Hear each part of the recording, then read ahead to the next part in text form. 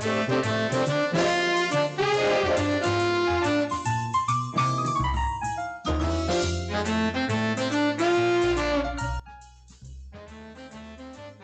para penggemar sianto.id, apa kabar?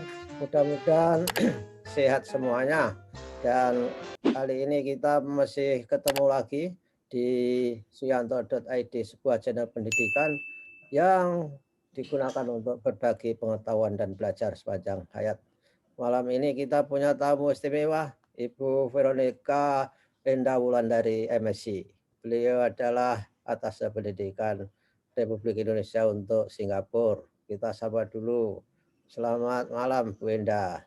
Selamat malam, Prof. Apa kabar? Wah, alhamdulillah, karena kita sudah divaksin, jadi kabarnya selalu baik. Alhamdulillah. Tapi kan kita seperti Superman dan Superwoman karena sudah divaksin. Ya, walaupun tidak menjadikan kita imun, tapi ya mengurangi ya Pak, mengurangi resiko kalau sampai tertular. Karena ada jenis COVID baru, sehingga vaksin yang dulu itu kabarnya tidak match dengan yang baru. Ya sudah, itu urusan mereka lah. Yang penting kita sehat. Nah, Ibu, Ibu kan sudah lama di Singapura ya. Maaf, ini luar biasa dalam arti bagaimana Singapura bisa jadi seperti itu. Dilihat dari budaya kerja, etos kerja, menghargai waktu atau apa kayak gitu. Ceritakan dong, Bu. Ayo, Bu.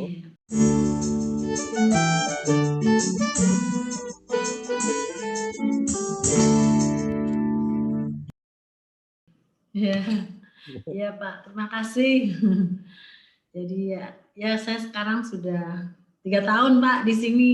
Oke. Ya 3 tahun lumayan, punya teman-teman orang Singapura juga, jadi Ya, banyak belajar juga dari mereka, bagaimana mereka bekerja. Ini pengalaman hidup yang luar biasa buat saya untuk bisa belajar dari mereka, mengapa mereka bisa seperti itu, bagaimana mereka bisa maksudnya bekerja dengan etos kerja yang sangat tinggi. Apa sih yang menyebabkan situasinya menjadi seperti itu atau menyebabkan mereka menjadi seperti itu? Ya. Kalau saya pelajari, itu mereka itu rata-rata taat hukum. Taat hukum, kemudian mereka disiplin ya. Disiplin dan menghargai waktu, Pak. Oke. Kemudian mereka menjaga kebersihan. Jadi tingkat kebersihannya itu cukup tinggi. Kebetulan dulu saya tugas di Biro Kerjasama Luar Negeri, ya beberapa kali ditugaskan ke luar negeri dan menurut pengamatan saya Singapura ini termasuk yang paling bersih, negara yang paling bersih yang pernah saya kunjungi selain Jepang. Ya itu tadi Pak, jadi disiplin, kemudian taat hukum ya, menghormati orang lain, Bu. Dan negaranya ini aman, jadi ya situasi aman itu juga mempengaruhi ya bagaimana kita bisa bekerja dengan nyaman. Jadi pulang malam tidak ada kekhawatiran. Jadi Singapura ini berdasarkan survei, tapi saya lupa ya namanya apa survei itu. Ketika mensurvei tingkat keamanan di Singapura, itu posisi pukul 12 malam itu tingkat keamanannya 99%. Oh iya. Itu malam. Kalau siang 100%. Ya mungkin nggak 100% ya, mendekati. Tapi memang benar Pak, di sini tingkat kejahatannya itu tidak tinggi.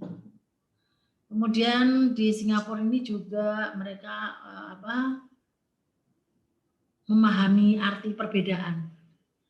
Sebenarnya Pak, kalau kita pelajari ya, apa yang ada di sini tuh sebenarnya kita malah lebih kaya lagi ya. Kayak menghargai kita dari kecil juga diajarkan bagaimana menghargai orang tua, yang menghormati orang tua, menghargai perbedaan. Jadi perbedaan itu bukan suatu yang masalah ya bagi kita. Cuma memang kalau waktu itu sebenarnya kita secara agama juga kan diajari bagaimana kita disiplin ya Pak. Dalam sholat itu waktunya udah jelas. Telat berarti kita ketinggalan waktu itu waktu sholat. Kebersihan juga kita diajari melalui agama juga melalui culture kita. Tapi kadang saya heran, tapi kenapa ya kok bisa jadinya beda ya? Nah, karena nggak ada role modelnya nggak ada, law enforcement-nya nggak ada. Ya, mungkin itu law enforcement itu yang di sini memang sangat berbeda itu di sini. Di sini tuh benar-benar Pak nggak pandang bulu, dan pimpinan tinggi pun kalau mereka melanggar ya sanksinya jelas. Gitu. Jadi rakyatnya juga takut mau melanggar karena jelas dia lihat orang lain melanggar itu benar-benar didenda ya didenda benar, bukan cuma basa-basi gitu. Ya. Yang itu yang menyebabkan faktor disiplin ya. Yang menyebabkan menghargai waktu itu apa ya? Apa mereka itu memang karena sudah berada pada ideologi kapitalisme misalkan saja yang menghargai waktu, time is money misalkan saja. Ya, itu mungkin juga pengaruh. Itu budaya mereka di sini kan berdiri negara ini kan dari tidak memiliki sumber daya alam apapun juga. Ya. Hanya sumber daya manusia. Jadi memang komitmennya untuk berinvestasi kepada sumber daya manusia itu sudah dari awal negara ini mendapatkan kemerdekaan dari Inggris. Ya. Dan mereka memang menghargai waktu karena tadi time is money, dan mereka ketika mereka menghambur-hamburkan waktu itu berarti mereka mempertaruhkan masa depan mereka. Dan mungkin juga karena di sini tingkat kebutuhannya itu tinggi ya. Kemudian juga dari kecil mereka sudah terbiasa dengan disiplin waktu, mulai dari sekolah. Sekolah itu nggak ada namanya terlambat, dan tidak ada istilahnya tidak ada toleransi untuk suatu keterlambatan ya. Misalnya menyampaikan tugas juga misalnya ada due date-nya, itu ya benar-benar tanggal itu harus dikumpulkan, tidak ada alasan macam-macam. Dan juga mereka secara culture orang Singapura ini ya itu pantang disalahkan. Nah, pantang disalahkan ini bukan berarti kalau dia salah kemudian mereka tidak mau, tapi mereka menghindari untuk tidak salah. Pantang kalah mereka itu, menghindari bagaimana supaya tidak kalah. Jadi kalau misalnya dia tahu jalan ini macet, biasanya macet sekitar 15 menit, maka dia ketika ada pertemuan jam 8 gitu misalnya, dia nggak mungkin akan berangkatnya jam 8 kurang 15 menit. Jadi semuanya sudah diantisipasi dari awal, sehingga nggak alasan macet itu kayaknya kalau sesama Singapura mereka nggak akan bisa menerima. Dan itu catatannya itu kayaknya sangat berpengaruh di kinerja. Ya. Ada positifnya, ada negatifnya juga. Kadang-kadang kita itu jadi ketemu robot juga kalau udah berhubungan dengan disiplin, bertemu dengan orang Singapura itu kayak ketemu robot. Tapi kalau mereka sudah tahu budayanya Indonesia gitu, kadang-kadang jadi mereka bisa mengerti lah, misalnya ada sesuatu yang memang perlu ditoleransi atau sesuatu yang tidak perlu ditoleransi. Iya.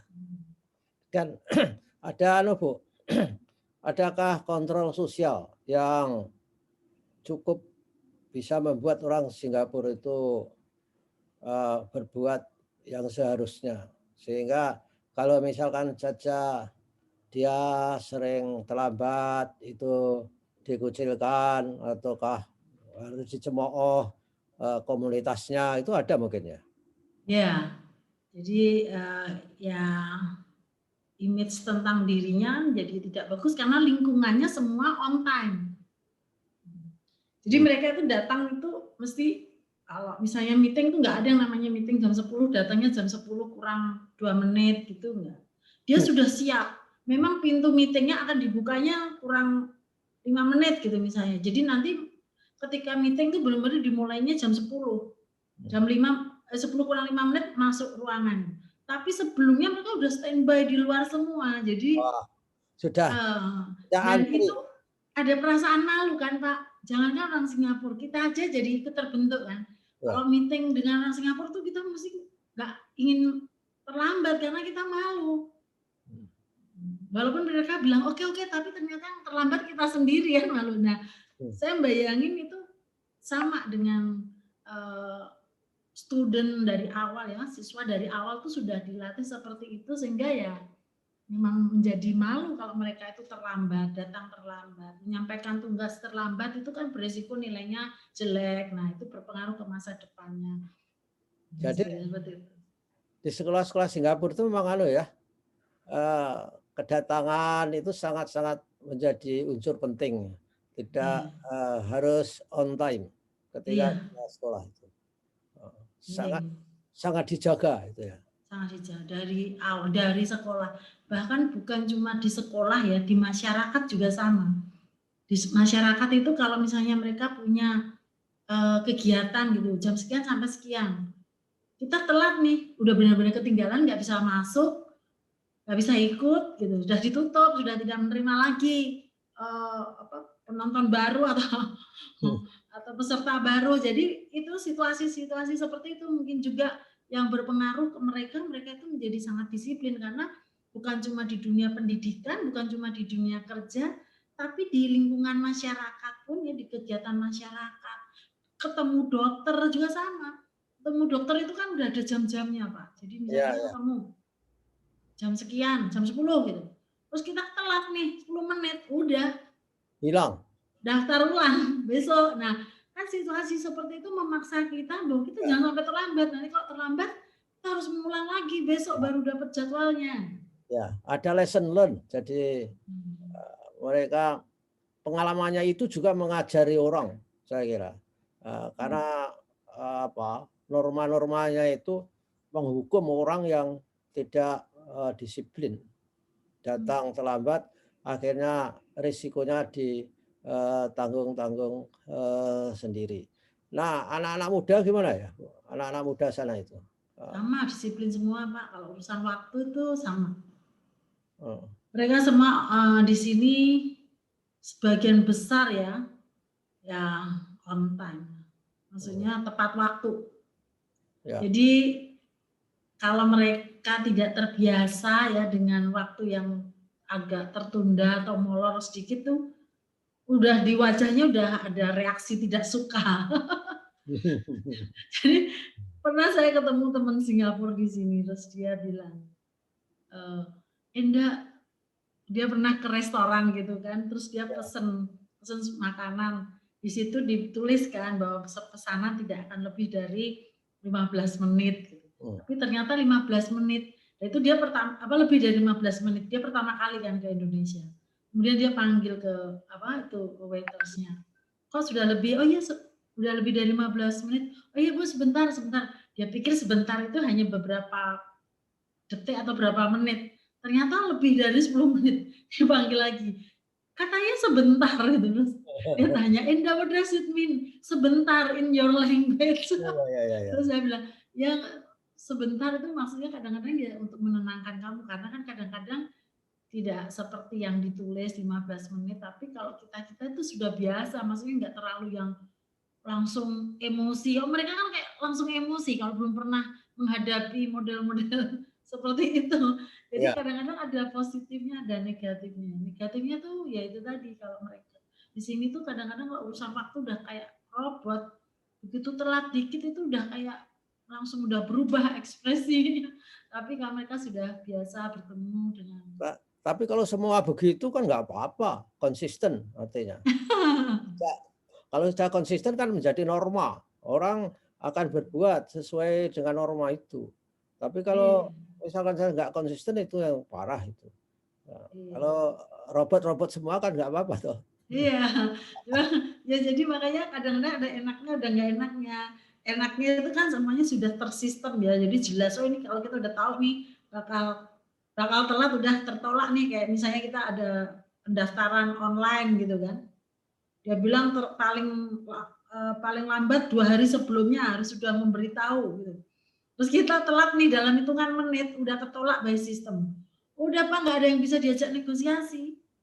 Oh, oke. Jadi frustrasi itu ya kalau pertama kali, Bu. Ya kan di Indonesia kan kita enaknya tuh kadang-kadang misalnya 2 hari sebelumnya harus menyampaikan gitu atau mendaftar gitu. Nah, terus ternyata kita lewat berapa menit, tadi waktu saya submit udah ini hang lah, masih bisa ada yang dengerin gitu loh.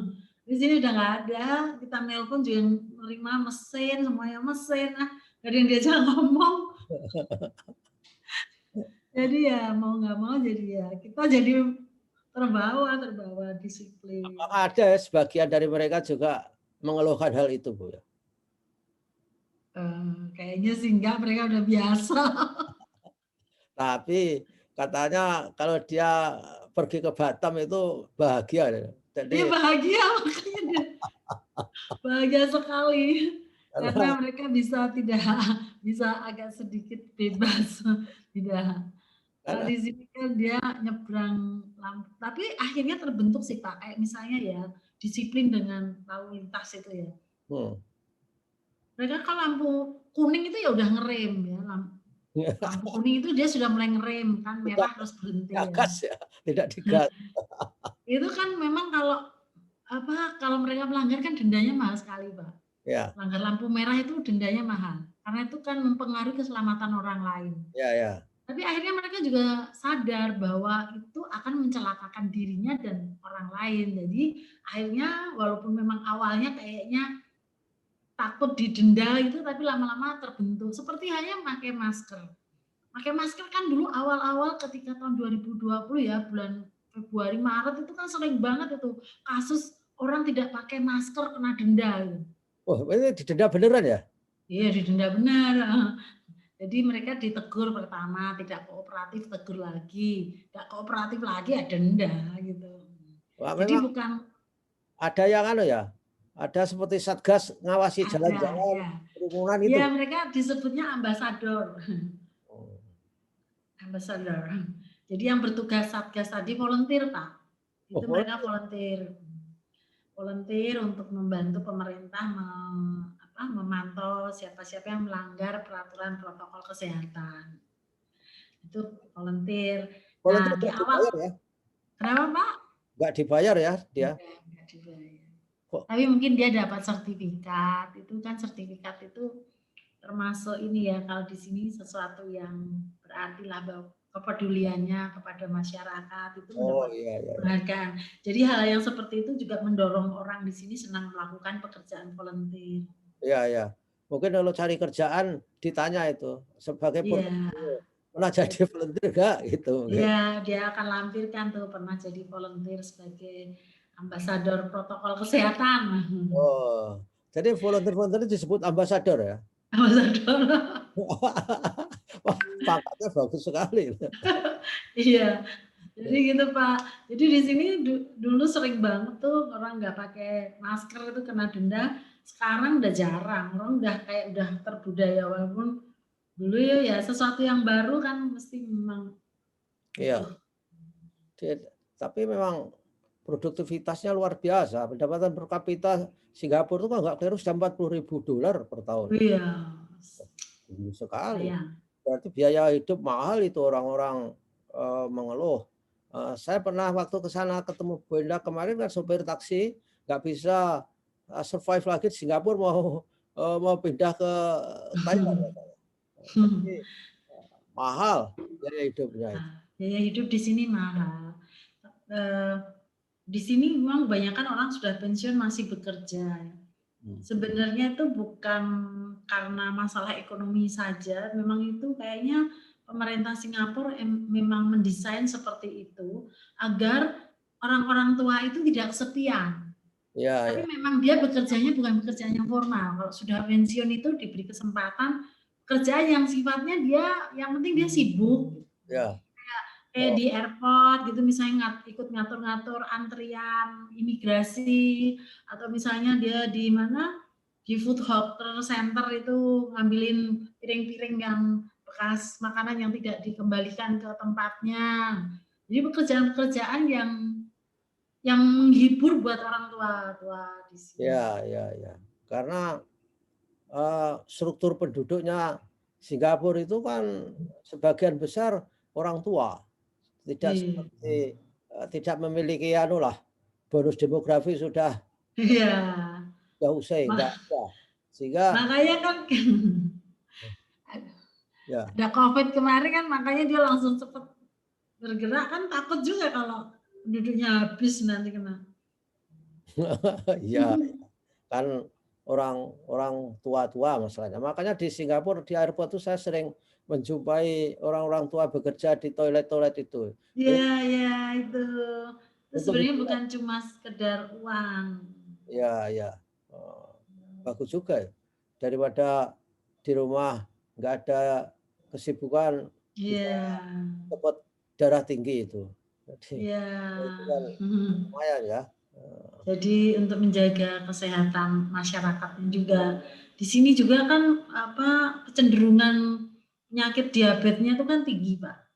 Itu pemerintahnya juga mengontrol kadar gula di setiap makanan. Jadi di sini gula itu sama sekali nggak manis, Pak.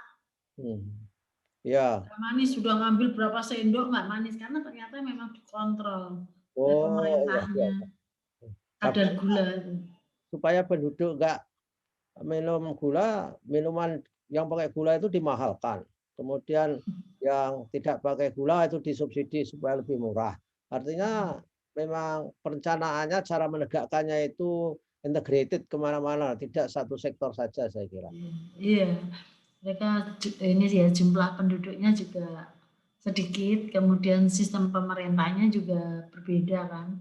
Mereka kan lebih sentralistik ya. Iya. Dan satu komando. Ya, dan itu sebetulnya Singapura itu tidak demokratis, tapi mengapa aman-aman saja karena makmur. Coba kalau nggak makmur mesti bermasalah itu. Nyatanya kan pekerjaan-pekerjaan orang tertentu pada lari ke Amerika semua itu, yang level-level menengah ke atas itu sudah tidak tahan di Singapura. Everything is fine, jadi didenda terus. Tapi itu kan memang cara mereka menertibkan negaranya. Karena negaranya kan sangat kecil, Pak. Kalau sampai penduduknya nggak tertib kan juga berat. Dan itu tadi bahwa mereka menyadari secara alam tidak memiliki apa-apa, maka sumber daya manusianya itu harus yang ditertibkan dengan cara yang sekarang ini ditempuh, dan itu mungkin juga sudah dari dulu ya. Sehingga makanya mereka sangat disiplin, menghargai waktu, bekerja itu selalu detail ya, sampai detail arrangementnya itu benar-benar diperhatikan. Karena ya itu tadi mereka tidak mau nanti ada kesalahan yang bisa dihindari. Jadi kalau kesalahannya nggak bisa dihindari ya. Jadi kalau dia tahu ada potensi salah itu sudah diantisipasi dari awal dan belajar dari pengalaman yang lalu-lalu. Pengalaman yang lalu itu selalu menjadikan bahan pembelajaran bagi mereka. Makanya kayak kebijakan COVID ini kan berkembang terus. Dulu mereka pernah ada saatnya bahwa pakai masker itu hanya orang yang sakit. Pernah ada kebijakan seperti itu. Akhirnya kan berubah sambil melihat data, penelitian dan sebagainya. Jadi dinamikanya tuh ini tampak. Dan ilmu pengetahuan itu benar-benar dijadikan sebagai alat untuk mengambil keputusan, bukan sekedar katanya gitu kan. Jadi keputusannya itu mesti memiliki efektivitas yang lebih baik saya kira untuk menghadapi COVID seperti itu. Nah, sekarang sudah enggak zero case lagi ya Bu di Singapura? Enggak, tapi ini sudah mulai membaik. Jadi mereka zero case itu dari bulan Oktober sampai dengan minggu ketiga bulan April itu zero case, Pak. Oh ya, cukup lama ya? Ya, cukup lama. Udah ini ya, kita udah agak tenang, nggak ada terlalu takut, tapi tetap protokol kesehatan masih ketat. Kita belum boleh kumpul banyak-banyak orang. Tapi kemudian ada varian baru di akhir April yang dilihat itu perkembangannya sangat cepat, sehingga pada awal bulan Mei itu mulai ada lagi Pak kasus COVID, itu seharinya 20, 30, 40 itu selama 2 minggu. Kemudian pertengahan Mei diputuskan 50% bekerja di rumah, semua sekolah belajar mulai dari sekolah dasar sampai dengan perguruan tinggi belajar di rumah kecuali TK dan penitipan anak itu tidak tetap ada. PK apa PK? Bu. Kenapa Bapak? Kecuali PK tadi apa? TK, Taman Kanak-kanak. Oke. Preschool itu mereka tetap tatap muka. Karena pertimbangannya preschool itu kan orang tuanya masih sebagian bekerja. Jadi nanti dia dengan siapa dia di rumah, malah membahayakan kan. Jadi mereka masih perlu pendampingan, maka itu dia tetap tatap muka. Kalau yang SD sampai kuliah, sampai universitas belajar di rumah. Tetapi bagi mereka yang keluarganya tidak memungkinkan ya, situasi di keluarganya tidak memungkinkan untuk melakukan pembelajaran dari rumah atau online, itu harus segera melaporkan kepada sekolah sehingga sekolah akan memfasilitasi. Untuk bisa tatap muka nanti dikumpulkan dalam satu sekolah dari beberapa tempat. Oke. Jadi apa ya? Nggak bisanya itu bukan karena nggak punya hardware, nggak punya gadget, nggak punya laptop, tapi nggak bisanya itu karena ada kesulitan untuk daring itu ya Bu, maksudnya? Nggak bisanya misalnya orang tuanya itu para medis. Gitu. Sehingga anak-anak SD tadi tidak mungkin kan ditinggal di rumah sendiri. Atau akses internetnya susah. Atau mungkin orang tuanya di rumah berantem melulu. Ya, yang secara psikologis mengganggu proses pembelajaran di rumah.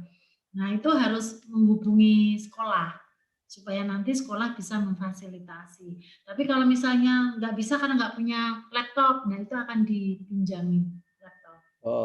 Kalau hanya masalahnya device, biasanya sekolah akan memberikan peminjaman. Tapi kalau masalahnya lebih ke yang itu tadi, situasi di rumah tidak mendukung anak untuk belajar secara psikologis, atau tidak ada pendamping orang dewasa ketika mereka harus belajar di rumah, maka mereka dimungkinkan untuk mengikuti pembelajaran tatap muka. Bu Enda bisa merasakan nggak disiplinnya orang Singapura bekerja di sektor pemerintahan dan sektor swasta, ada bedanya nggak itu Bu? Ya, tidak ada bedanya, swasta sama negeri sama saja, saya bisa merasakan itu. Jadi kan saya sering berkomunikasi atau meeting ya dengan counterpart yang dari lembaga pemerintah, itu semuanya on time luar biasa. Maksudnya dari sisi waktu mereka disiplin dan komitmennya tinggi ya. Kalau misalnya mereka bilang, saya akan carikan datanya, besok saya akan get back ke kamu lagi ya. Besok dia udah kasih data yang kalau mereka ternyata belum memperoleh, dia pasti akan menginformasikan. Jadi enaknya begitu Pak, komunikasi itu lancar. Jadi nggak bilang besok terus kitanya ngejar-ngejar ya enggak. Dia bilang besok, nanti besok dia akan benar-benar memberikan informasi atau data yang dibutuhkan. Tapi kalau mereka tidak bisa, dia akan memberitahu. Dan mereka juga nggak yang harus misalnya hari ini ya. Dia juga mengukur kemampuannya, apakah dia bisa menyelesaikannya dalam sehari atau 2 hari. Semuanya diatur berdasarkan prioritas mereka juga. Kalau kitanya prioritas, merekanya tidak prioritas, tapi kan ada hal yang harus dijaga, ya mereka akan mengikuti kita. Ya, kok saya belum pernah mendengar berita ya di Singapura itu, misalkan aja pekerja perusahaan di industri apa itu demo nuntut kenaikan gaji gitu, serikat buruh, ada nggak di sana itu? Kayaknya nggak ada Pak. Di sini ini ya cenderungnya itu memang manut Pak, nggak yang melawan gitu. Memang sistem pemerintahannya itu memang ya cenderungnya rakyat mah manut dan percaya apa yang disampaikan kepada rakyatnya dan pimpinannya. Ya itu tadi saya katakan di depan, karena mereka terpenuhi Ya, pendapatannya itu. karena memang ini kayaknya di Singapura ini lebih, kalau saya pernah baca ya saya tuh lupa judulnya apa ya. Intinya gini, di Singapura ini memang dalam hal pengambilan keputusan atau kebijakan itu lebih ke kesejahteraan rakyatnya. Jadi bukan pertimbangan politik, tapi lebih ke pertimbangan kalau rakyatnya sejahtera kan akan lebih tenang ya, tidak marah, tidak protes. Lebih efektif saya kira. Dan lebih mudah ngatur kan, karena dia udah sejahtera. Dan pertanyaan terakhir Bu, yang gimana orang disiplin macam-macam itu hubungan antara generasi muda dengan yang tua, cucu, nenek, orang tua itu sangat-sangat informal atau misalkan saja tidak bisa sembarang datang tanpa appointment misalkan saja. Tahu nggak? Ya, tapi mereka kalau keluarga nggak terlalu appointment gitu ya. Tidak yang resmi-resmi harus appointment, tapi paling tidak memberitahu karena memang kan kesibukannya lain-lain. Kalau tentang hormat ke orang tua ya sama Pak. Karena kan memang ini ya negara timur ya. Jadi nilai-nilai hormat ke orang tua itu sama di kita. Respect orang tua, terus kemudian kalau orang tuanya sudah tua juga mereka memelihara orang tua. Jadi bukan yang di sini tidak menjadi budaya orang tua itu ditaruh di mana? Panti jompo. Cenderung tetap dirawat sendiri. Misalnya dia perlu suster, tetap di rumahnya, tidak di panti jompo. Jadi di sini bukan menjadi budaya untuk seperti itu.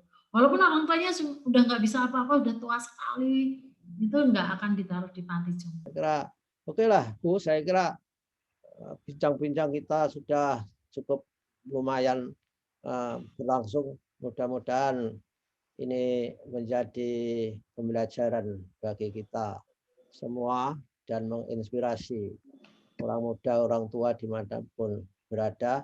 Dan terima kasih Bu Winda ya sudah waktunya dikorbankan untuk sianto.id. Mudah-mudahan senang hati Pak. Dan ketemu lagi minggu kapan-kapan kita ngobrol lagi dari Pak. Singapura. Ya, terima kasih. Selamat malam Bu. Selamat malam. Assalamualaikum. Waalaikumsalam.